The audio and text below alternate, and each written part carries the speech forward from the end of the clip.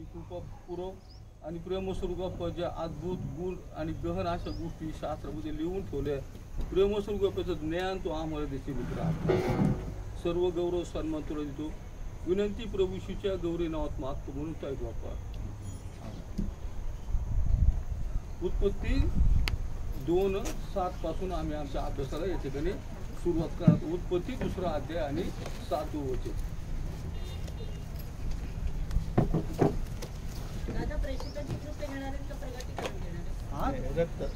आज रक्ताविषयी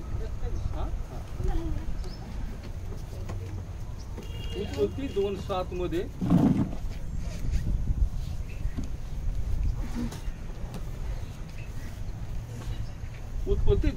मध्ये मग परमेश्वर देवाने जमिनीतील मातीचा मनुष्य घडविला व त्याच्या नाकपुड्या जीवनाचा श्वास फुंकिला, तेव्हा मनुष्य जीवधारी प्राणी झाला. आणि मनुष्याची जी निर्मिती परमेश्वराने केली त्या निर्मितीमध्ये आम्हाला पाहा मिळतं की ज्यावेळेस त्याला निर्माण केलं त्यावेळेस तो जीवधारी प्राणी झाला, जीव धरून ठेवणारा प्राणी. आणि मग आम्हाला पाहायला मिळतं की मनुष्याचं जे काही शरीर परमेश्वराने बनवलं, ह्या शरीराचे 3 भाग आम्ही या ठिकाणी पाहतो. तेसलोनिकरास पहिले पत्र 5वा अध्याय आणि 3ऱ्या वचनामध्ये आम्हाला आमच्या शरीराविषयी लिहिलेलं आम्हाला पाहायला मिळतं. पहिले तेसलोनिकराचा 5वा अध्याय आणि 23 वचनामध्ये, शांतीचा देव स्वतः तुम्हाला परिपूर्णपणे पवित्र करू आणि आपला प्रभू येशू ख्रिस्त याच्या आगमनासमयी तुमचा आत्मा, जीव व शरीर ही निर्दोष असे संपूर्णपणे राखले जावं. तेसलोनिकराचं पत्र ज्या पावलाने लिहिलं, या पत्राचा शेवट करत असताना पाऊल त्या ठिकाणी मंडळीला म्हणतो की प्रभूचं पुनरागमन होईल त्या समयी तुमचा जीव, आत्मा आणि शरीर पूर्णपणे निर्दोष राखला जावं. ते पण राहू निर्दोष राखला जावं असं तो त्या ठिकाणी म्हणतो. आज आम्ही वर घ्या ते माईकवर ते राहू द्या.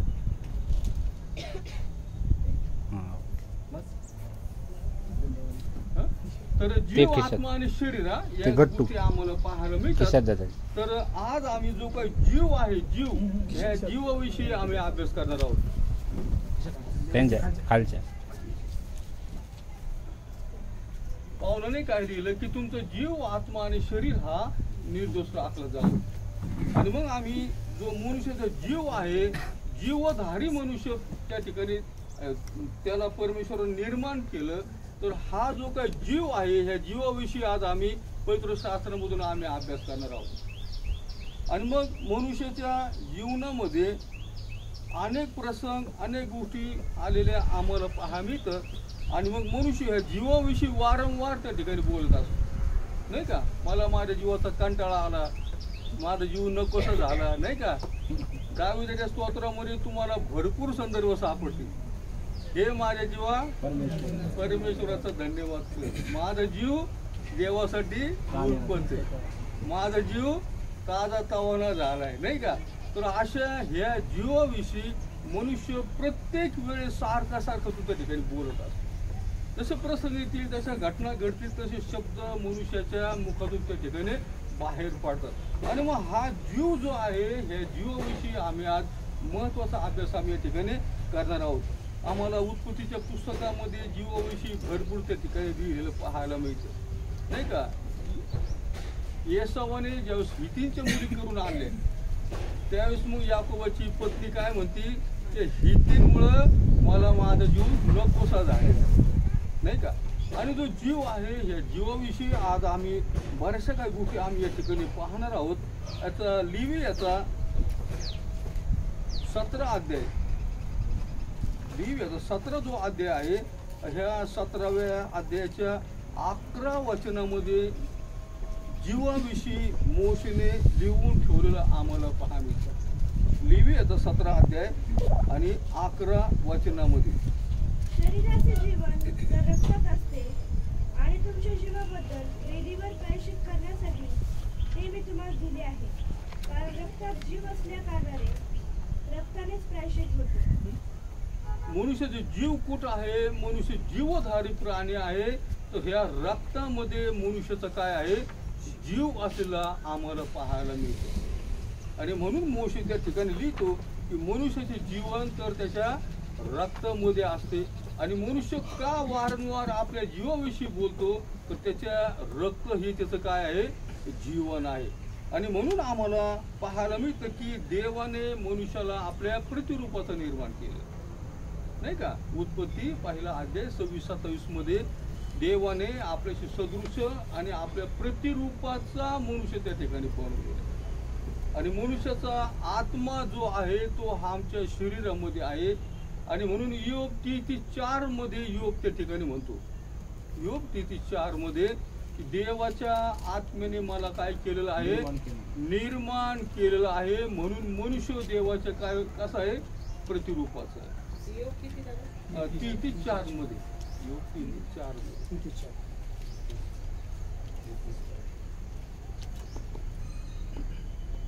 देवाच्या आत्म्याने मला निर्माण केले आहे. हा. सर्व समर्थाच्या श्वासाने मला जीवन प्राप्त झाले आहे. आणि ह्या जीवाविषयी म्हणजे रक्ताविषयी आज आम्ही या ठिकाणी पाहणार. आपला जो काय आज विषय आहे तो म्हणजे रक्ताचे गुणधर्म आणि रक्ताचं जे काही महत्व आहे. विशेष उद्देशाने परमेश्वराने मनुष्याला बनवलं आणि आपल्या प्रत्येकाच्या शरीरामध्ये रक्त असलेलं आम्हाला पाहा मिळतं. पुढे थोडीशी जर जखम झाली तर रक्त आमच्या शरीरातून काय येतं? बाहेर येतं. उत्पत्तीच्या पुस्तकात ज्यावेळेस परमेश्वराने मनुष्याला बनवलं तेव्हापासून मनुष्य काय आहे? जीवधारी प्राणी झालेला आम्हाला पाहायला मिळतो. आणि रक्ताविषयी बऱ्याच आज्ञा परमेश्वराने नियमशास्त्रामध्ये लिहून ठेवलेल्या आहे. आम्ही जर 10 आज्ञा जर पाहिल्या तर या 10 आज्ञामध्ये परमेश्वराने सांगितलं खून करू नको, नाही का? खून करू का? खून करू नको म्हणून सांगितलं की मनुष्य देवाच्या प्रतिरूपाचा आहे. मनुष्याला शिव्या देऊ नको, नाही का? तो देवाचं प्रतिरूप आहे, नाही का?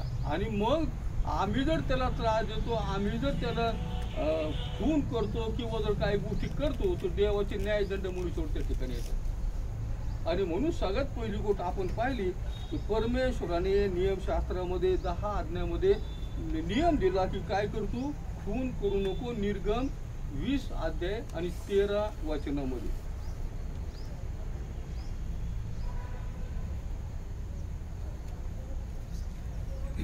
निर्गम 20:13 मध्ये सांगितलं तू काय कर? खून करू नको. मग आता याचा परिणाम काय होतो ते आम्ही या ठिकाणी पाहतो. तर रक्तामध्ये काय आहे? जीव आहे. रक्तात गुणधर्म काय? तो जीव त्याच्यामध्ये आहे. आणि म्हणून सांगितलं तू त्याचं रक्तपात करू नको, त्याचं तू काय करू नको? खून करू नको. त्याचे जे परिणाम आहेत ते परिणाम आता या ठिकाणी पाहणार आहोत. यशाया पहिला अध्याय 15 वचनामध्ये. कुणीतरी वाचलं तर खूप बरं होईल. यशाया पहिला अध्याय आणि 15 मध्ये देव म्हणतो की तुमचे हात रक्ताने भरलेले आहेत. तुम्ही हात पसरता तेव्हा मी तुमच्या पुढे डोळे झाकितो. तुम्ही कितीही विनवण्या केल्या तरी मी ऐकत नाही. तुमचे हात रक्ताने भरलेले आहेत. खून करणारे अनेक लोक स्वतःला धार्मिक समजून त्या ठिकाणी मंदिरामध्ये येतो. याजकाला ते समजत नव्हतं, इतर लोकांना ते दिसत नव्हतं. पण परमेश्वर त्या ठिकाणी म्हणतो की तुम्ही हात पसरता त्यावेळेस मी तुमचं ऐकत नाही, कारण तुमचे हात काय झालेले? रक्ताने भरलेले. आणि हा जीव जो आहे तो जीव म्हणजे आम्हाला रक्तामध्ये आम्हाला पाहायला मिळतो. आणि त्याचा परिणाम जो आहे तो मनुष्याच्या हातावर झालेला आम्हाला पाहायला मिळतो. दुसरी गोष्ट आम्हाला पाहायला मिळते यशाया 59:3 मध्ये रक्तपात केल्यानंतर मनुष्य विटाळला जातो म्हटले. कारण तुमचे हात रक्ताने, तुमची बोटे अधर्माने विटाळली आहेत. तुमची वाणी असत्य आहे. तुमची जीवा दुष्टतेचे शब्द फुटतात. बोटे काय होतात? रक्ताने विटाळले जातात 59:3 मध्ये. आणि मग जे खून करतात तर खुनी मनुष्यावर ज्याचा खून केला त्याचा रक्तपात त्याच्या मस्तकावर त्या ठिकाणी येत असलेला पाहायला. दुसरे शमूएल पहिला अध्याय आणि 16 वचनामध्ये. दुसरे शमूएल पहिला अध्याय 16 वचनामध्ये.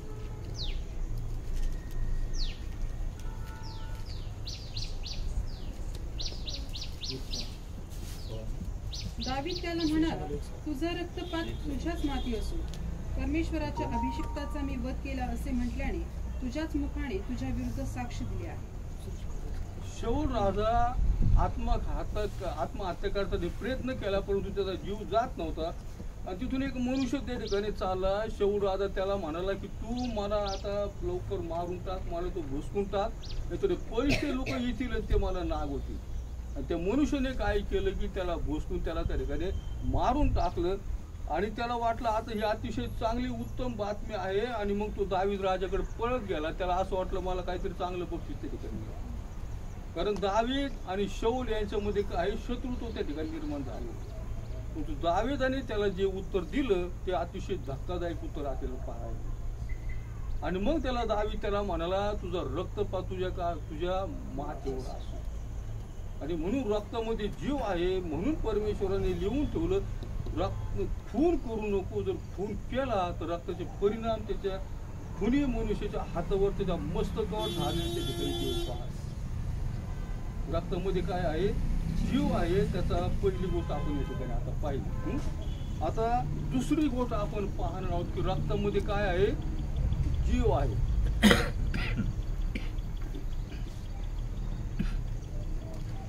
उत्पत्ती 4:10 मध्ये तो म्हणाला, तू हे काय केले? ऐक, तुझ्या भावाचे रक्त भूमीतून माझ्याकडे ओरड करीत आहे. कायनाने हवेलाला ज्यावेळेस मारलं आणि त्याला त्यांनी पुरून टाकलेला असेल, त्यांनी पुरवा नष्ट केला असेल, पण तू परमेश्वर कायनाला म्हणतो की तुझा भाऊ तू कुठे आहे, नाही का? आणि मग तो म्हणतो मी काय माझ्या भावाचा दाखवणार आहे का? आणि परमेश्वराने त्याला जे उत्तर दिलं ते म्हणजे तुझ्या भावाचं रक्त जमिनीतून काय करतंय? ओरड करतंय. का ओरड करतंय? कारण लिवी 17:11 मध्ये मनुष्याचं जीवन तर कुठं आहे? रक्तामध्ये आहे. त्याचे परिणाम आम्हाला या ठिकाणी पाहायला मिळतात. त्याच्यानंतर आम्हाला पाहायला मिळतं इब्री 12:24 मध्ये प्रभू येशूला देखील वरस्तंभावर मारण्यात आलं, त्याचं देखील रक्त त्या ठिकाणी सांडण्यात आलं. आणि हाबेलाचं रक्त आणि प्रभू येशूचं रक्त याची तुलना त्या ठिकाणी केलेली आम्हाला पाहायला मिळतात. हाबेलाचं रक्त आणि प्रभू येशूचं रक्त, नाही का? इब्री 12:24 मध्ये पहा, कोणतरी वाचून पहा त्या ठिकाणी. नव्या कराराचा मध्यस्थ येशू आणि शिंपडण्याचे रक्त ह्यांच्याजवळ आला आहात. त्या रक्ताचे बोलणे हाबेलाच्या रक्ताच्या बोलण्यापेक्षा उत्तम आहे. हाबेलाचं रक्त त्या ठिकाणी ओरडत आहे. प्रभू येशूचं रक्त देखील आजही ते ओरडत आहे. आणि मग इब्रीकराचा लेखक काय म्हणतो की हाबेलाचं रक्तपेक्षा जे प्रभू येशूचं रक्त आहे ते हाबेलाच्या रक्तापेक्षा ते मूलवान आहे, ते ओढत, नाही का? हाबेलाचं रक्त त्या ठिकाणी काय म्हणत होतं की माझ्या भावाने माझा वध केला तर सूड घ्यायला ते मागत होतं. प्रभू येशूचं रक्त काय म्हणत होतं? हे बापा यांना क्षमा. आणि म्हणून म्हटलं हाबेलाच्या रक्तापेक्षा प्रभू येशूचं रक्त कसं आहे? मौल्यवान आहे म्हणून त्या ठिकाणी सांगितलं. कारण रक्त हे जीवन आहे, रक्तामध्ये जीव आहे. आणि त्याबाबत आम्ही या सर्व गोष्टी आम्ही या ठिकाणी पाहत आहोत.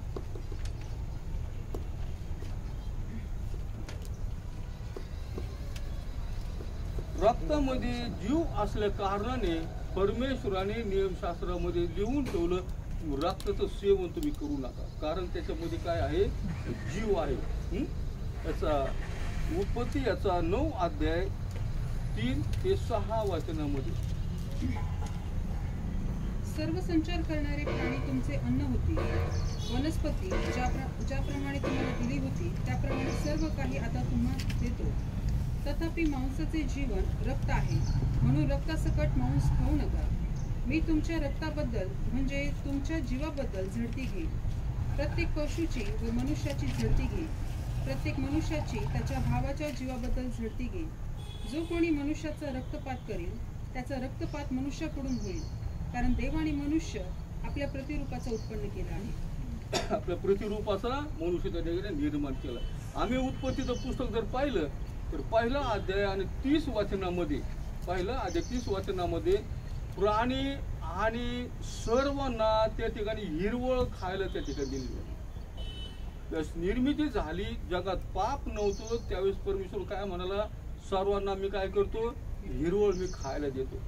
मग तू जलप्रलय झाल्यानंतर 9 अध्यायामध्ये परमेश्वराने काय केलं, नोहाच्या वंशजांना आशीर्वादित केलं आणि त्यांना मांस खाण्यासाठी त्या ठिकाणी सांगितलं की प्राणी तुमचे काय होतील, अन्न त्या ठिकाणी होतील. परंतु निर्बंध घालण्यात आला. परमेश्वर त्यांना म्हणा, रक्तासकट तुम्ही मांस खाऊ नका. का की रक्तामध्ये काय आहे, जीव आहे, त्याच्यामुळे रक्तासकट मांस खाऊ नका. अनुवाद 12:16 मध्ये देखील आम्हाला हा संदर्भ त्या ठिकाणी पाहायला मिळतो. त्याचे रक्त मात्र सेवन करू नये, पाण्याप्रमाणे ते जमिनीवर टाकून द्यावे. ही आज्ञा परमेश्वराने का मनुष्याला त्या ठिकाणी दिली, त्याचे परिणाम काय होतात आम्हाला जगामुळे त्या ठिकाणी पाहायला मिळतात. परराष्ट्रीय जे लोक होते, परधर्मीय जे लोक होते, ते काय करत होते की गळा दाबून ते प्राणी मारायचे, कापून टाकत नव्हते, गळा दाबून ते प्राण्यांना मारायचे जीव गुदमरून. आणि मग त्याचं जे रक्त आहे ते बाहेर जात नव्हतं आणि त्या मांसाला ते रक्त त्या ठिकाणी धरून राहायचं. आणि तसंच ते प्राण्याला कापून ते काय करायचे, ते रक्तासकट ते मांस खायचे.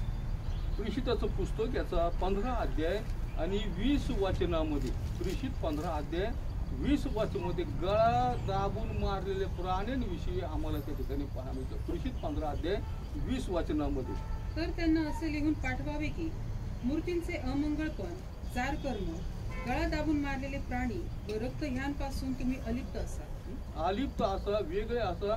रक्त जीव आहे, त्याच्यामुळं काय करा, रक्त तुम्ही सेवन करू नका, रक्तासकट मांस तुम्ही खाऊ नका. आणि याचे परिणाम आज जगामध्ये आम्हाला ठिकठिकाणी पाहायला मिळतात. सर्कसमध्ये घडलेली घटना आपल्याला माहिती असेल. सर्कसमध्ये एक मोठा सिंह त्या ठिकाणी असायचा आणि त्याचा तो जबडा मोठा करायचा आणि एक लहान मुलगी त्या जबड्यामध्ये काय करायची, आपली तोंड त्या ठिकाणी द्यायची. तुम्ही ऐकून असेल या गोष्टी. आणि मग एक वेळेस असं झालं की तिला मानेला काहीतरी जखम का काही झाली, फुटकुळी काहीतरी आली वाटत. आणि मग तिने त्याच्या जबड्यामध्ये ज्यावेळेस ते आपली मान दिली, त्याच्या दाताला ते जखम लागली आणि रक्त त्याच्या जीभवर त्या ठिकाणी आलं. त्याने तसंच तिला दाबून टाकलं. ते कितीतरी दिवस हा प्रयोग ते करत होते आणि ह्या प्रयोगावर त्या सर्कसला खूप मोठा मान सन्मान त्या ठिकाणी मिळतो. आणि मग असं आम्हाला पाहायला, असं का त्या ठिकाणी सांगितलं की रक्तामुळं क्रूर स्वभाव मनुष्यामध्ये येतो.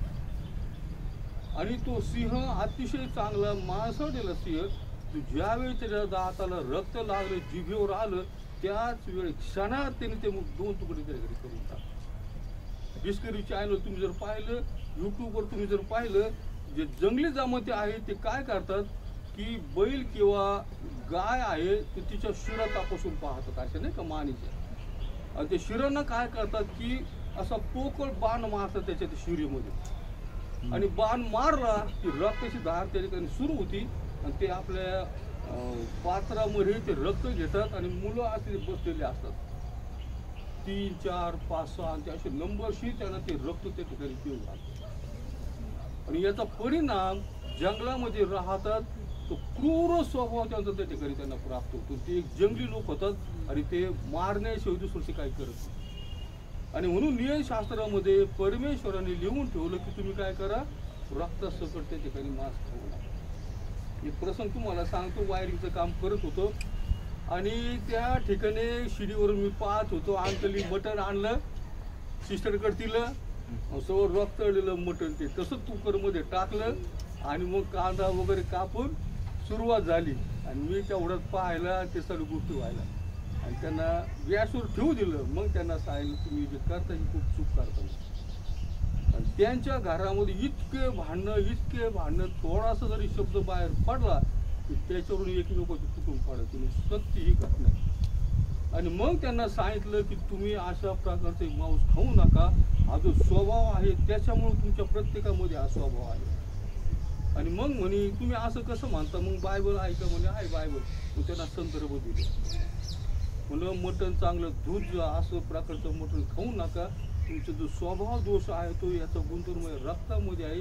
नियमशास्त्रात परमेश्वराने सांगितलं तुम्ही रक्तासकट मांस खाऊ नका. ज्यावेळेस मटण आणतात तर ते चांगलं धुवा, चांगलं त्याला, मग ते मटण त्या ठिकाणी टाका. म्हणजे परमेश्वराने जे लिहून ठेवलं ते किती सत्य लिहून ठेवलं आज आम्हाला या ठिकाणी पहा. आणि म्हणून आम्हाला आम्ही की रक्त काय करतो, ओरडतो नाही का, जीव त्याच्यामध्ये आहे, रक्त सगळं करू नका. त्याच्यामध्ये चौथीची गोष्ट आहे, रक्तामध्ये एक मोठं सामर्थ्य असलेलं आम्हाला पाहायला मिळतं. रक्तामध्ये खूप मोठं सामर्थ्य.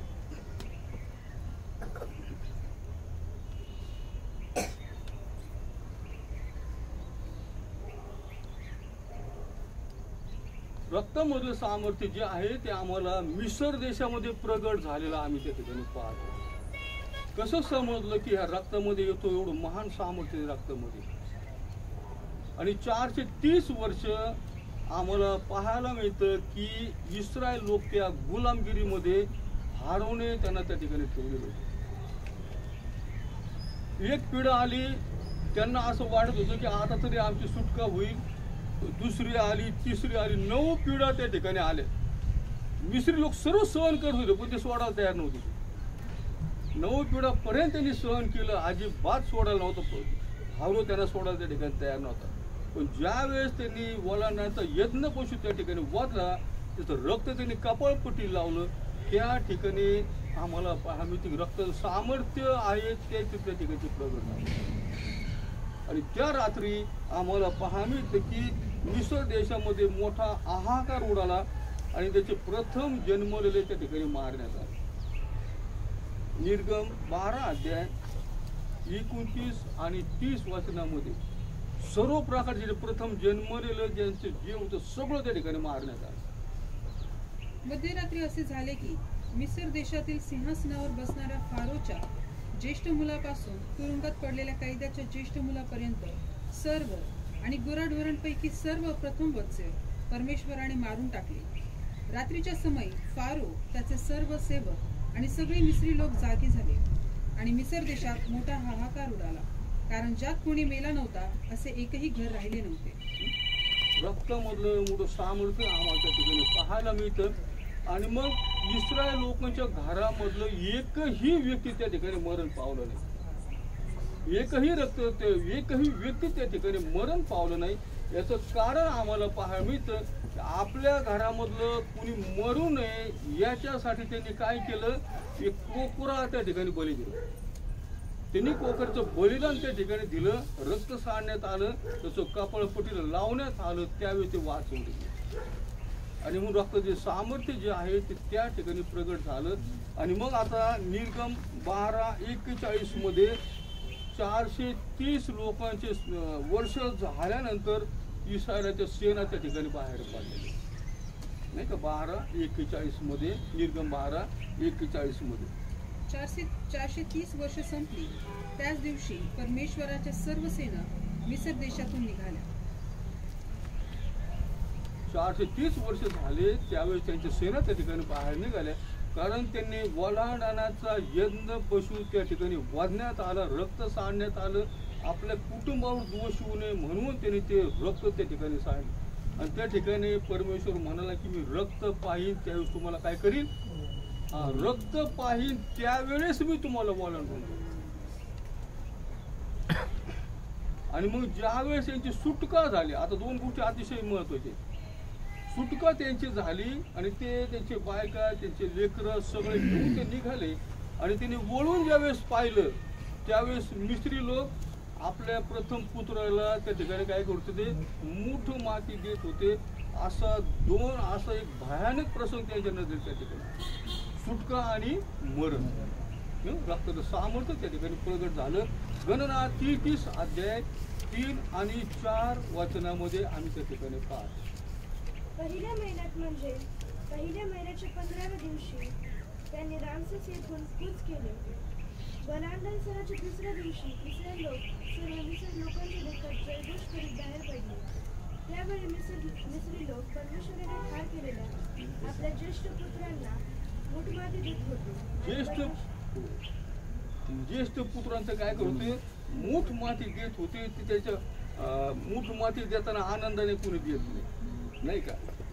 प्रत्येक ठिकाणी आम्हाला आजपर्यंत पाहिलं ज्या ज्या ठिकाणी प्रेक्षा होती त्या ठिकाणी रडणं आक्रोश करणं त्या ठिकाणी चालू होतं. परंतु यांना आनंद त्या ठिकाणी मिळा, नाचत वागडत हे लोक त्या ठिकाणी निघाले. हे कोकळच्या रक्ताचं सामर्थ्य आम्ही त्या ठिकाणी पाहतो. त्याला काय म्हटलंय, वल्हांडणाचा यज्ञ पशु, विशेष अर्थाने नाव त्याला दिलेलं आहे.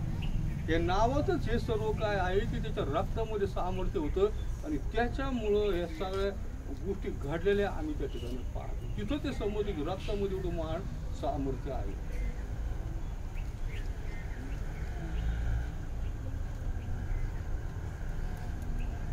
आता मिसर देशामध्ये वल्हांडणाचा यज्ञ पशु दिला त्यावेळेस काय झालं, प्रथम जन्मलेले मारले गेले आणि यांची काय झाली, सुटका झाली. आता पाऊल जरा संदर्भ त्या ठिकाणी देतो. पहिले करीन 5वा अध्याय आणि 7 वाचनामध्ये नाही का, आपल्या वल्हांडणाचा यज्ञ पशु याचे अर्पण झालेले आहे. पहा, पहिला वल्हांडचा यज्ञ पशु आणि दुसरा वल्हांडचा यज्ञ पशु कोण आहे, प्रभू श्री ख्रिस्त. मग इथं लोक मरण पावले, यांची सुटका झाली, पण प्रभूचं अर्पण झालं, रक्त सांडलं गेलं, त्याच्या सामर्थ्याने काय झालं नाही का, त्याच्या सामर्थ्याने काय झालं, त्यावेळेस काय घटना घडली ते आता आम्ही या ठिकाणी पाहतो. मत्ती 27 अध्याय 51 ते 54 मध्ये.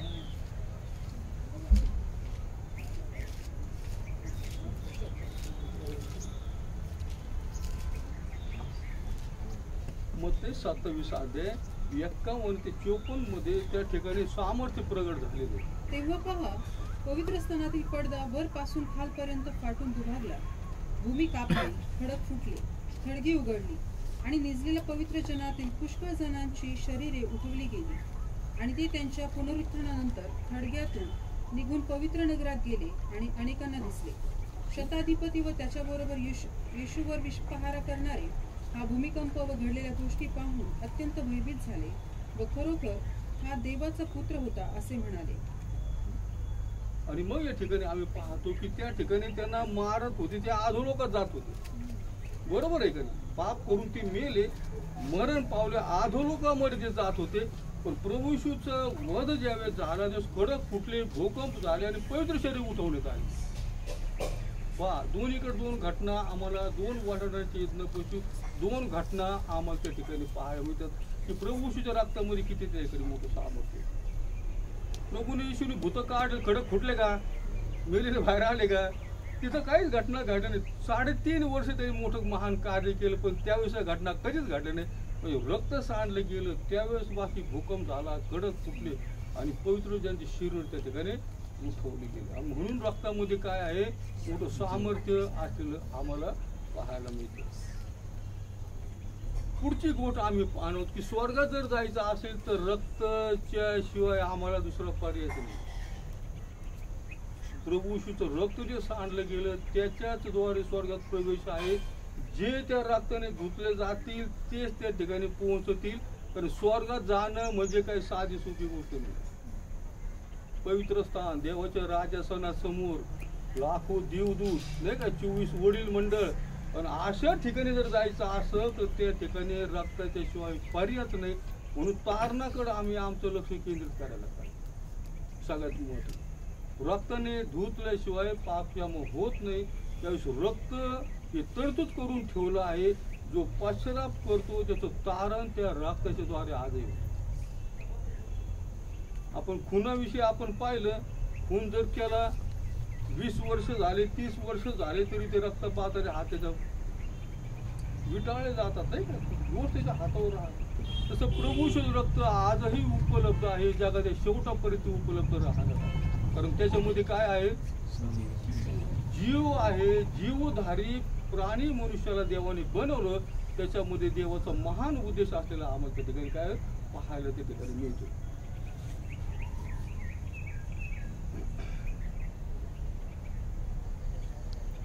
सदोतीस 31 पहा बरं, उत्पत्ती संदर्भ लक्षात नाहीये.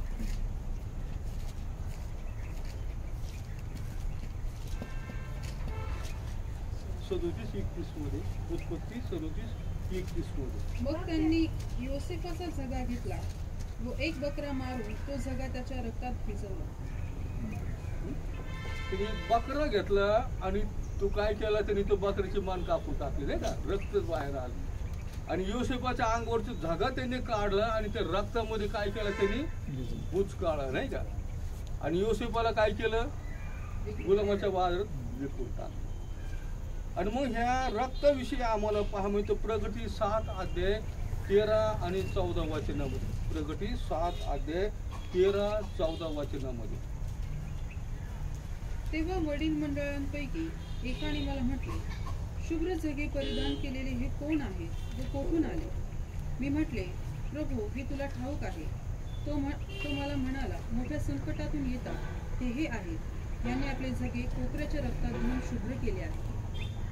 योसेफाचा धागा त्या ठिकाणी बकऱ्याच्या रक्तामध्ये भिजवण्यात आला, त्याला गुलाम म्हणून त्या ठिकाणी विकण्यात आलं. मग तुझ्या स्वर्गामध्ये योहान गेला त्यावेळेस त्याला त्या हातात जावळ्या घेतलेले आणि शुभ्र वस्त्र परिधान त्याने केलेले पाहिले. आणि मग त्याने विचारलं, हे कोण आहेत? आणि त्याला त्या ठिकाणी उत्तर देण्यात आलं की मोठ्या संकटातून येणारे हे आहेत, यांनी आपले झगे कोकराच्या रक्तामध्ये काय केलेत, म्हणून शुभ्र झालेले आहेत. आणि म्हणून आम्हाला ते रक्त आहे प्रभूची काय ते अतिशय मोलवान आहे की जे वरच्यावर त्या ठिकाणी सांडण्यात आलं.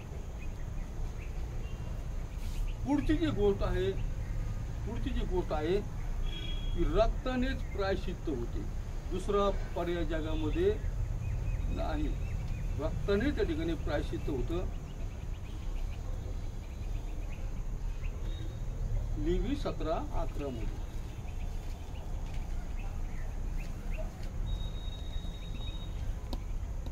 शरीराचे जीवन तर रक्तात असते आणि तुमच्या जीवाबद्दल वेदीवर प्रायश्चित्त करण्यासाठी ते मी तुम्हाला दिले आहे, कारण रक्तात जीवन असल्या कारणाने रक्तानेच प्रायश्चित्त होते. त्यांनी शुद्ध प्राणी बनवले, ते विशेष उद्देशाने त्याने बनवले नाही का. शुद्ध प्राणी त्याने जे बनवले ते विशेष उद्देशाने बनवले, कारण मनुष्य प्राणी हा पापी आहे आणि त्याला त्याचं पाप झाकण्यासाठी प्रायश्चित्त करण्यासाठी त्याने हे प्राणी मनुष्याला दिले की तुम्हाला जिवंत राहण्यासाठी तुम्ही ते प्राणी घ्या, त्याने प्रायश्चित्त करा, म्हणजे तुमच्या पाप काय होईल, पांघरून त्या ठिकाणी घालण्यात येईल. देवाचा क्रोध त्या ठिकाणी होईल, शांत होईल. कारण रक्तामध्ये काय आहे, जीव आहे. आणि मग जो न्याय आहे तो जीवाबद्दल जीव म्हणतो. 21-23 पहा बरं निर्गम. न्यायदंड जो आहे तो जीवाबद्दल जीव, डोळ्याबद्दल डोळा, हाताबद्दल हात, पायाबद्दल पाय. पण दुसरी काही इजा झाली तर जीवाबद्दल जीव, डोळ्याबद्दल डोळा, दाताबद्दल दात, हाताबद्दल हात, पायाबद्दल. जर पापाचं जर निर्मूलन व्हायला पाहिजे, क्षमा जर व्हायला पाहिजे, तर जीवाबद्दल जीव दिलाच पाहिजे, त्याच्याशिवाय तर पाप क्षमा होत नाही. आणि मग आम्हाला पहा मिळतं की ते विधीवर ओतायला त्या ठिकाणी सांगितले. फक्त काय करा, तुमच्या पापासाठी निर्दोष पशु तुम्ही घेऊन या, त्याच्या मस्तकावर तुम्ही हात ठेवा, तुमचं पाप त्या प्राण्यावर जाईल, त्याचं रक्त त्या ठिकाणी काय करा, विधीवर ओतून द्यायला सांगितलं. रक्ताने त्या ठिकाणी काय होतं, प्रायश्चित्त होतं, कारण रक्तामध्ये जीव आहे असं आम्हाला पाहायला मिळतं. अनुवाद 12:27 मध्ये. अनुवाद 12:27 मध्ये. आणि तेथे आपले होमबली म्हणजे मांस व रक्त आपला देव परमेश्वर याच्या वेदीवर अर्पावेस, आपल्या यज्ञाचे रक्त आपला देव परमेश्वर याच्या वेदीवर ओतावेस आणि मग त्यांचे मांस खावेस. रक्तावर विधीवर ते ओतावं लागतं. त्याच्यासाठी जो नियम आहे, नियमशास्त्रामधला पहिलाच नियम जो आहे तो विधीविषयी आलेला आम्हाला पाहायला. 20व्या अध्यायामध्ये 10 आज्ञा आहेत आणि 21 अध्याय सुरू ज्यावेळेस होतो, नियमाला सुरुवात केली आणि ते नियमामध्ये पहिला जो नियम आहे तो विधीविषयी आलेला. मनुष्याने जर पाप केलं तर त्यासाठी त्याला क्षमा होण्यासाठी विधीवर ते ओतावं लागतं. जगातले जेवढे काय मानवी प्रयत्न आहे ते सगळं व्यर्थ असलेले आम्हाला पाहायला. कुणालाही त्यांच्या कर्माने त्या ठिकाणी पापक्षमा होऊ शकत नाही. यिर्मयाचं पुस्तक 2रा अध्याय आणि 22 वचनामध्ये यिर्मयाने इस्रायल लोकांना त्या ठिकाणी संदेश दिला, उपदेश केला. त्यावेळेस त्याने त्याला बजावून त्या ठिकाणी सांगितलं कारण हे लोक मूर्तीपूजेच्या जार कर्माच्या मागे त्या ठिकाणी लागले होते. ते स्वतःला शुद्ध करण्यासाठी बाहेरून ते सुशुद्धीकरण करत होते. उत्तम ते त्या काळचे साबण, उत्तम मसाले ते आपल्या शरीराला लावत होते. पण यिर्मया त्यांना म्हणतो खाराने धुतलं आणि पुष्कळ साबण जरी लावला तरी पापाचा डाग तुमचा निघून जाणार नाही. यिर्मया 2:22. तर तू आपणास खाराने धुतले व आपणास पुष्कळसा साबण लावला तरी माझ्या दृष्टीने तुझ्या पापाचा डाग तसाच राहील असे प्रभू परमेश्वर म्हणतो. पापाचा डाग तसंच तुझा. त्याच्यानंतर रक्ताने खरेदी केलेलं आम्हाला पाहतो. ही प्रभू येशूने आपलं रक्त सांडलेलं आम्हाला काय केलं, त्याने खरेदी केलं, विकत त्याने आम्हाला घेतलं. जगातील जे सर्व वंश आहेत, जाती आहेत, सर्व लोक जे आहेत त्यांना प्रभू येशूच्या रक्ताने काय घेतलेलं आहे, विकत घेतलेलं आहे. प्रगटी 5वा अध्याय आणि 9 वचनामध्ये आम्हाला पाहतो खरेदी केलेली. ते नवी गीत गाऊन म्हणतात, तू गुंडाळी घ्याव्यास व तिचे शिट्टी फोडाव्यास योग्य आहे, कारण तू वधीला गेला होतास आणि तू आपल्या रक्ताने सर्व वंश, निरनिराळ्या भाषा बोलणारे लोक व राष्ट्र यामधून आमच्या देवासाठी विकत घेतला आहे. स्वर्गात गेलेला जो मोठा समुदाय आहे तो राजासनासमोर त्या ठिकाणी देवाच्या समोर त्याची प्रस्तुती करत होता की तुझ्या रक्ताने तो आम्हाला काय केलेलं आहे, विकत घेतलं. म्हणून आज स्वर्गामध्ये देवाच्या राजासनावर आम्ही कसे आहोत, सुरक्षित आहोत. जगातील लोक त्या ठिकाणी कुठे असतील त्याची आपण या ठिकाणी कल्पना करायला पाहिजे. त्याच्यानंतर 1 कोरिन्थ 6:20 मध्ये तुम्ही मोलाने विकत घेतलेले आहात. 1 कोरिन्थ 6:20 वचनामध्ये, कारण तुम्ही मोलाने विकत घेतलेले आहात म्हणून तुम्ही आपल्या शरीराने देवाचे गौरव करा. पुढची जी गोष्ट आहे की ज्याच्यावर रक्त आहे ते रक्त मालकी हक्क त्या ठिकाणी सिद्ध करतं. मालकी हक्क सिद्ध कर नाही का, रक्त काय करतं, मालकी हक्क त्या ठिकाणी काय करतं, सिद्ध करतं. याच्याविषयी आता आम्ही काही गोष्टी पाहणार आहोत. महत्वाची गोष्ट ठिकाणी जुना करार आणि नवीन करार या दोन्ही करारामध्ये मालकी हक्काविषयी आम्ही ठिकाणी पाहणार आहोत.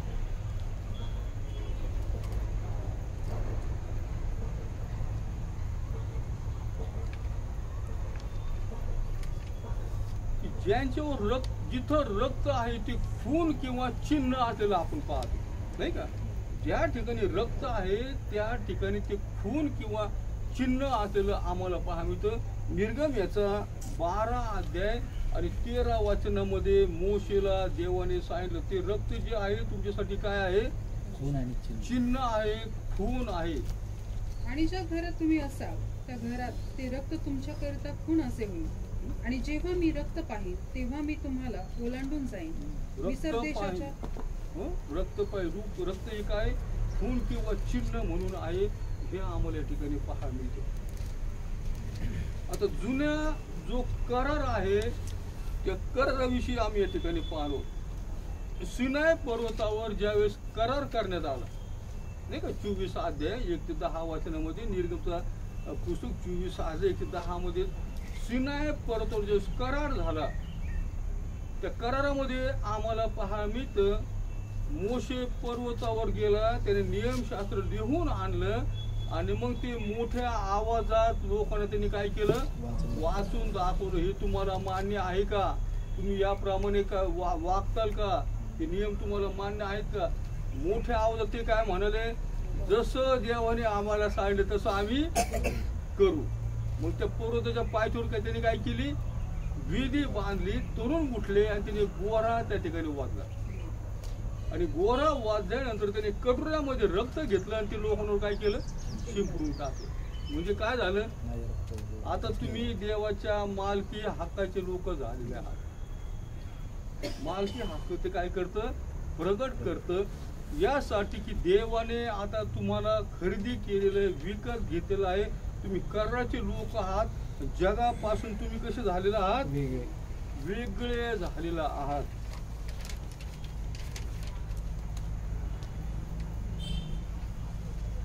लेवी 20:6 पहा बरं. लेवी 20:6 मध्ये तुम्हाला वेगळं केलं. तू म्हटलं आता तुम्ही जगाचे राहिलेले नाही, तुम्हाला आता रक्त तुमच्यावर आहे, तुम्हाला वेगळं केलेलं. जवंश व्यभिचारी मतीने 20:26 मध्ये लेवी 20:26 मध्ये तुम्ही माझ्या प्रित्यर्थ पवित्र व्हावे, कारण मी परमेश्वर पवित्र आहे. तुम्ही माझेच असावे म्हणून मी तुम्हाला इतर राष्ट्रांपासून वेगळे केले आहे. कसं वेगळं केलं? ॲग्रीमेंट झालं, मोशे रक्त शिंपडलं त्यांच्या अंगावर आणि ते खून चिन्ह त्या ठिकाणी झालं. देवाच्या मालकीचे हक्क लोक ते झाले आणि त्यांना मोशेने सांगितलं की तुम्हाला देवाने काय केलं, आता वेगळं केलं आहे, तुम्ही जगाचे राहिलेले नाही. गणना 23 अध्याय आणि 9 वचनामध्ये बलाम त्या ठिकाणी इस्रायल लोकांविषयी बोललं, हे अलिप्त राहणारं हे राष्ट्र आहे. हे दुसऱ्या राष्ट्रामध्ये स्वतःला गणत नाही, कारण मोशेने त्यांचं रक्त शिंपडून करार केलेला आम्हाला पाहतो. 23:9 मध्ये, गणना 23:9 मध्ये. डोंगर माथ्यावरील ते राजदर्शीत पडत आहे. टेकड्यावर मी त्यांना पाहत आहे. पहा, हे राष्ट्र अलिप्त राहणारे आहे. ते स्वतःला अन्य राष्ट्राबरोबर करीत आहे. गणत झालं जुना करार, रक्त त्यांच्यावर टाकलं आणि त्यांना वेगळं केलं आणि मालकी हक्क परमेश्वराने त्यांना त्या ठिकाणी प्रगट केला. तुम्ही माझ्या मालकी हक्काचे लोक आहात. नवीन करारामध्ये आम्हाला काय पाहायला मिळतं? प्रेषित 20:28 मध्ये तुम्हाला रक्ताने विकत घेतलेलं. जसं जुना करार पाहायला मिळतो तसा नवीन करार आम्हाला पाहायला मिळतो. त्या ठिकाणी तो म्हणतो की रक्ताने मिळवलेली मंडळी, रक्ताखाली असलेली, रक्ताने शुद्ध आणि पवित्र झालेली मंडळी. 20:28 प्रेषित 20:28. तुम्ही स्वतःकडे व ज्या कळपात पवित्र आत्म्याने तुम्हाला अध्यक्ष करून ठेवले त्या सर्वांकडे लक्ष द्या, यासाठी की देवाची जी मंडळी त्याने आपल्या रक्ताने स्वतःकरिता मिळवली तिचे पालन पोषण तुम्ही करावे. आणि म्हणून आम्हाला जसं जुन्या कराराचे लोक जगातून वेगळे केलेले होते, देवाच्या मालकीचे लोक होते, हक्काचे होते, तशी मंडळी जी आहेत त्याच्यावर, त्या मंडळीवर प्रत्येक तारण झालेल्या व्यक्ती देवाचा अधिकार आहे. देवाच्या मालकी हक्काचे ते लोक आहेत, रक्ताने ते मिळवले. याचा संदर्भ जो आहे 1 कोरिन्थ 6 अध्याय 19 आणि 20 मध्ये. ही गोष्ट आम्ही आमच्या पक्की लक्षामध्ये ठेवली पाहिजे की जगातून आम्ही वेगळं केलेलं आहे, आम्हाला निवडलेलं आहे, स्वर्गाच्या राज्यासाठी आम्हाला राखून ठेवलेलं आहे. 1 कोरिन्थ 6:19 आणि 20 वचनामध्ये. तुमचे शरीर तुमच्यामध्ये बसणारा जो पवित्र आत्मा देवापासून तुम्हाला मिळाला आहे त्याचे मंदिर आहे, हे तुम्हाला ठाऊक नाही काय? आणि तुम्ही स्वतःचे मालक नाही, कारण तुम्ही मोलाने विकत घेतलेले आहात. म्हणून तुम्ही आपले शरीर व आत्मा जे देवाचे आहे त्याद्वारे देवाचे गौरव. आता आम्ही आमचे मालक राहिलेले नाही, देव आमचा मालक आहे. त्याचं रक्त आमच्यावर आहे, आम्हाला शुद्ध केलं, पवित्र केलं, म्हणून मालकी हक्क कोणाचा आहे? देवाचा आहे. तसं जुन्या करारामध्ये देवाने त्यांच्यावर मालकी हक्क प्रगट केला, तसा आमच्यावरही देवाचा मालकी हक्क आमच्यावर आहे. आणि योहान 15:19 मध्ये प्रभू येशू स्वतः म्हणाले, तुम्ही आता या जगाचे नाही. योहान 15:19 मध्ये. तुम्ही जगाचे असता तर जगाने स्वकीयावर प्रेम केले असते, परंतु तुम्ही जगाचे नाही. मी तुम्हाला जगातून निवडले आहे, म्हणून जग तुमचा द्वेष करतो. जग तुमचं काय करतं? द्वेष करतो. जसा जुना करार आहे तसंच नवीन करार आहे. रक्ताने काय होतं की मालकी हक्क त्या ठिकाणी प्रगट होतो. त्याच्यानंतर आता युद्धाचा विषय झाला. युद्ध नाही का, आपलं युद्ध कोणाबरोबर आहे? मग युद्ध कसं जिंकायचे? रक्ताच्या द्वारे आम्हाला युद्ध जिंकायचं, त्याशिवाय आम्हाला युद्ध आम्हाला जिंकायचं. आणि हे कसं जिंकायचं? आम्हाला प्रगटी 12, 10 आणि 11 मध्ये. प्रगटी 12, 10 आणि 11 मध्ये. तेव्हा स्वर्गात मोठी वाणी ऐकली. ती म्हणाली, आता आमच्या देवाने सिद्ध केलेले तारण, त्याचे सामर्थ्य व त्याचे राज्य आणि त्याच्या ख्रिस्ताचा अधिकार हे प्रकट झाले आहेत. कारण आमच्या बंधूंना दोष देणारा, आमच्या देवासमोर रात्रंदिवस त्याच्यावर दोषारोप करणारा खाली टाकण्यात आला आहे. त्याला त्यांनी कोकराच्या रक्तामुळे व आपल्या साक्षीच्या वचनामुळे जिंकले. कोकरच्या रक्तामुळे आम्ही युद्ध जिंकू शकतो, त्याच्याशिवाय आम्ही युद्ध जिंकू शकत नाही. आणि ते जर जिंकायचं असेल तर प्रथम आम्हाला शुद्धीकरण होण्याची गरज आहे. येशूच्या रक्ताने धुतलं पाहिजे, सामर्थ्याने भरलं पाहिजे. देवाच्या अधीन झालं पाहिजे, मग युद्धाला आम्ही पुढे जायचं. तसं जो युद्धाला जाईल तो पराभूत झालेला आहे, तो त्याला यश मिळणं अशक्यच आहे. रक्ताच्या द्वारे आम्हाला साहित्यानं उठते ठिकाणी काय करते तो विजय आम्हाला मिळवता येतो. अनेक लोक आम्हाला पाहायला मिळतात की तारण न होता युद्धावर चाललेले पुढं. याचं पुढं काय होईल त्याचा आपण या ठिकाणी विचार आम्ही करायला पाहिजे. आणि म्हणून आम्हाला हे जे ज्ञान आहे, जे लिहून ठेवलं हे अतिशय महत्त्वाचं आहे. आमची आत्मिक तयारी करायसाठी आम्ही कुठे आहोत, आम्हाला काय करायला पाहिजे. जीवधारी जो मनुष्य देवा निर्माण केला, हे जे रक्त जे त्यांनी बनवलं, कशासाठी बनवलं त्याचा अभ्यास आम्ही करत आहोत. त्याचे गुणधर्म, त्याचं महत्त्व आम्हाला या ठिकाणी समजलं पाहिजे.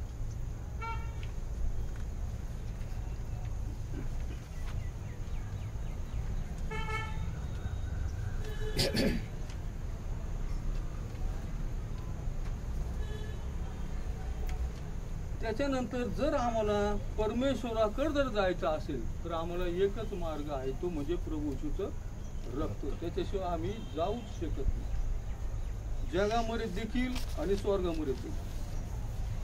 इथं जर आम्ही आहोत, आम्हाला जर देवाकडे प्रवेश करायचा, देवाच्या सहभागितेमध्ये जर जायचं असेल, पहिले करीन 13:14 मध्ये पाऊल मंडळीला त्या ठिकाणी म्हणतो, प्रभू देवाची प्रीती, प्रभूची कृपा आणि पवित्र आत्म्याची सहभागिता तुम्हा बरोबर असो. त्या सहभागितेत जर आम्हाला जर पहिले दुसरे करीन 13:14 मध्ये, दुसरे करीन 13:14. प्रभू येशू ख्रिस्ताची कृपा, देवाची प्रीती आणि पवित्र आत्म्याची सहभागिता तुम्हा सर्वांसह असो. त्याच्या सहभागितेत जर जायचं तर आम्हाला रक्ताने शुद्धीकरण झालं पाहिजे.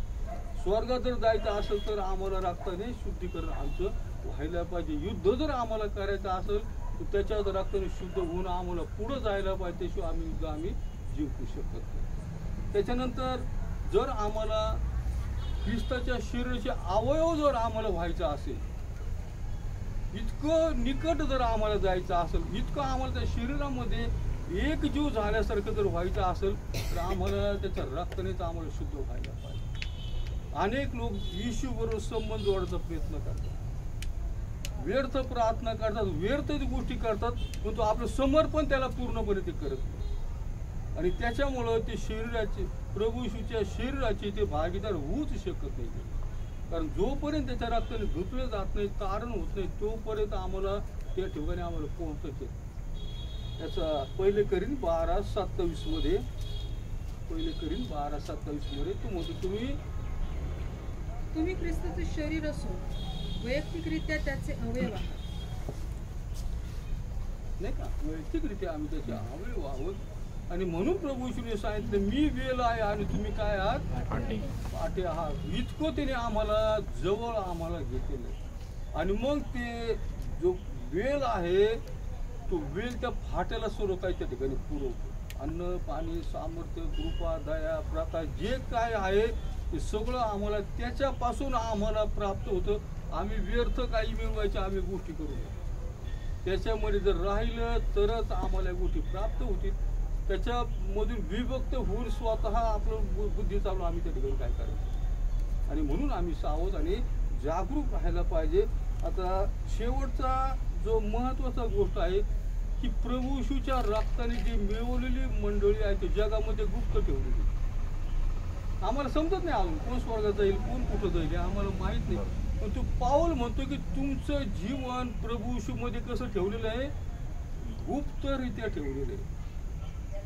कलस्सी पत्र 3 अध्याय 2 ते 4 वचनामध्ये, 2 ते 4 वचनामध्ये आज ते आमचं जीवन रक्ताने धुतलेले लोक जगामध्ये गुप्तरित्या ठेवले. कलस्सी 3 अध्याय 2 ते 4 वचनामध्ये, वरील गोष्टीकडे मन लावा, पृथ्वीवरील गोष्टीकडे लावू नका.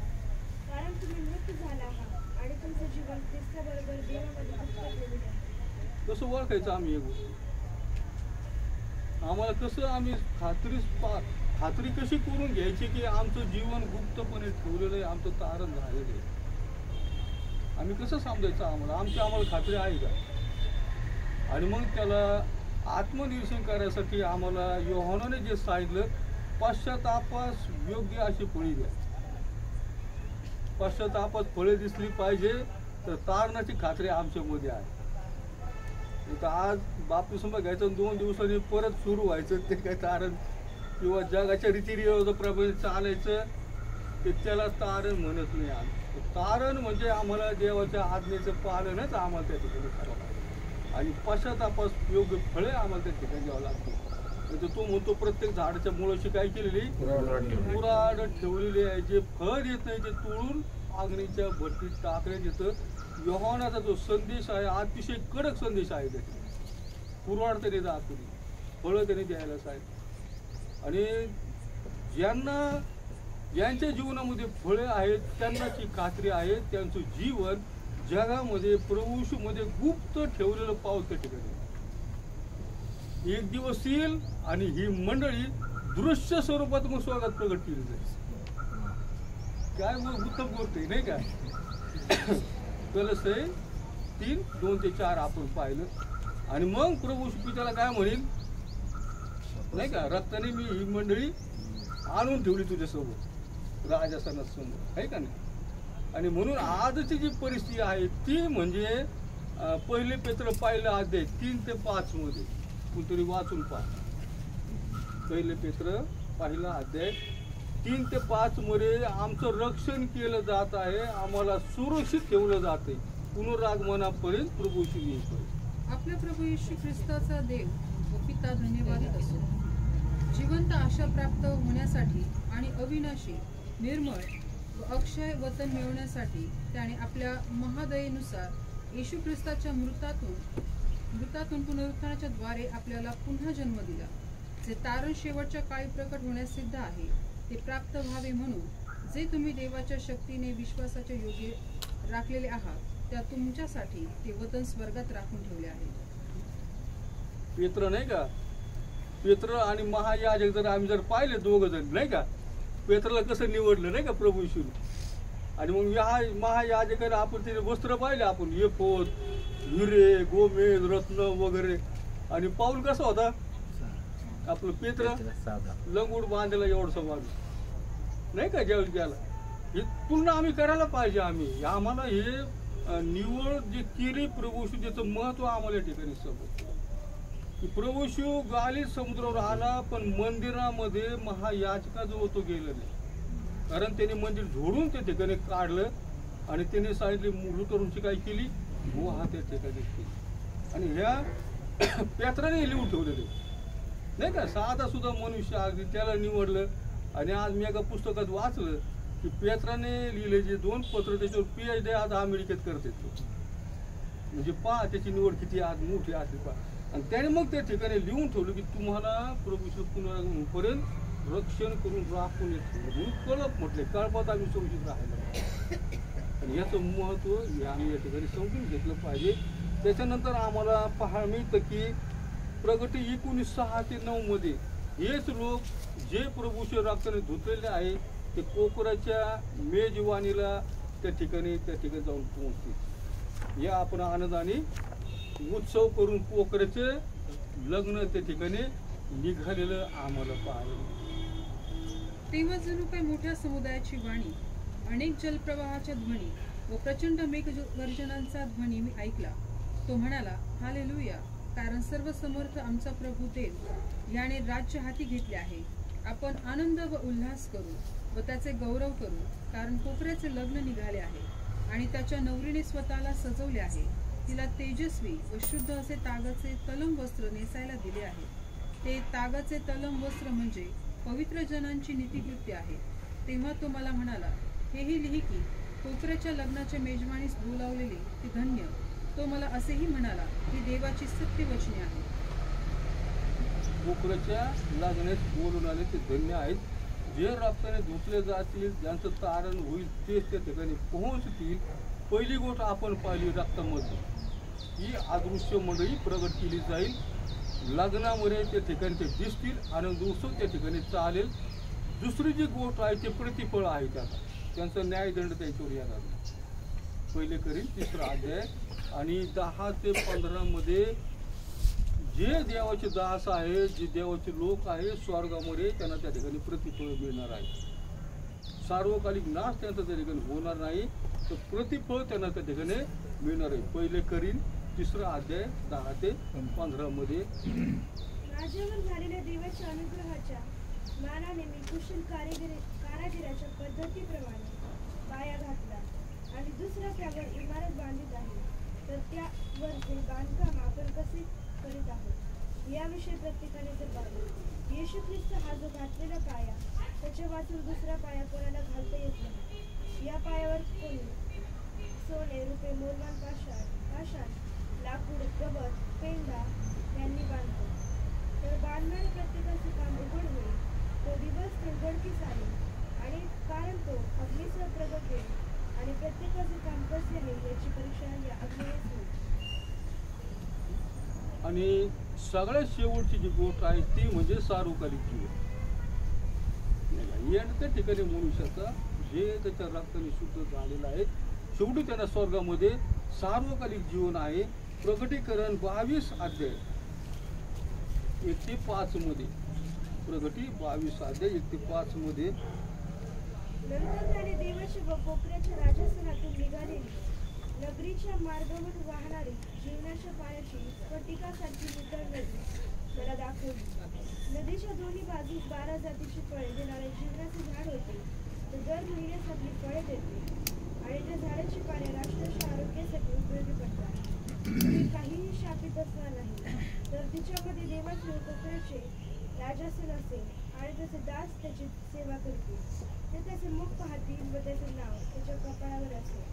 पुढे रात्र असणार नाही आणि त्यास दिव्याच्या अथवा सूर्याच्या प्रकाशाची गरज नाही, कारण प्रभू देव त्याच्यावर प्रकाश पाडेल आणि ते युगायुग राज्य करेल. आणि सार्वकालिक जीवन त्यांच्यासाठी आहे ते रक्ताने विकत घेतलेले, मौल्यवान रक्ताने धुतलेले. आणि जगामध्ये एकच गोष्ट आहे की जी मौल्यवान आहे, तिच्यापेक्षा दुसरी मौल्यवान नाही. ते म्हणजे काय आहे? प्रभूचं रक्त आहे, त्याशिवाय दुसरं काहीच नाही. पहिले पेत्र 1 अध्याय 18 आणि 19. आता या ठिकाणी आपण थांबणार आहोत. सोनं महत्वाचं नाही, मौल्यवान नाही. जगातल्या कुठल्याही प्राण्याचं रक्त मौल्यवान नाही. पहिले पेत्र 1 अध्याय 18 आणि 19 वचन. कारण वाडवडिलांच्या परंपरेने चालत आलेल्या तुमच्या निरर्थक वागणुकीपासून सोने व रुपे अशा नाशवंत वस्तूंनी नव्हे, तर निष्कलंक व निर्दोष कोपरा असा जो ख्रिस्त, त्याच्या मौल्यवान रक्ताने तुम्ही मुक्त झाला. आम्हाला त्याच्या मौल्यवान रक्ताने मुक्त व्हायला पाहिजे. जगात त्याच्याशिवाय दुसरी महत्वाची गोष्ट मनुष्याच्या उद्धारासाठी कुठलीच नाही, असं आम्हाला ठिकाणी पाहायला मिळतं. या ठिकाणी आपण थांबणार आहोत. आपल्या ग्रुपचे जे काही ॲडमिन आहेत, सन्माननीय मनीषा मॅडम आणि जॉन दादा यांना विनंती करतो की त्यांनी या मॅडम.